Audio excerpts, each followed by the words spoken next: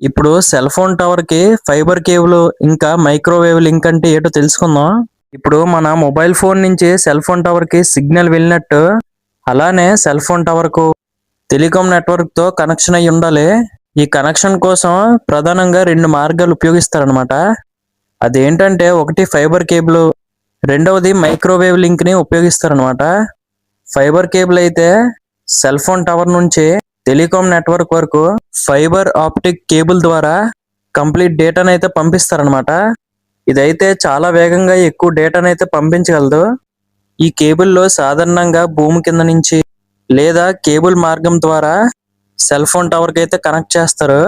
ఇప్పుడు microwave link గురించి మాట్లాడుకుంటే దీన్ని ఎప్పుడు ఉపయోగిస్తారంటే కొన్ని ప్రాంతంలో ఫైబర్ కేబుల్ అనేది వేయడానికి అవ్వదన్నమాట. అలాంటప్పుడు ఈ మైక్రోవేవ్ లింక్ అనేది ఉపయోగిస్తారు. దీన్ని అసలు ఎలాగ ఉపయోగిస్తారంటే సెల్ ఫోన్ టవర్ మీద ఉండే డిష్ యాంటీనాలు ఉంటాయి కదా, ఆ యొక్క డిష్ యాంటీనాల ద్వారా ఈ డేటా అంతా కూడా టెలికాం నెట్వర్క్ కి వైర్లెస్ కనెక్షన్ ద్వారా ట్రాన్స్ఫర్ అవుద్ది డేటా అంతా కూడా.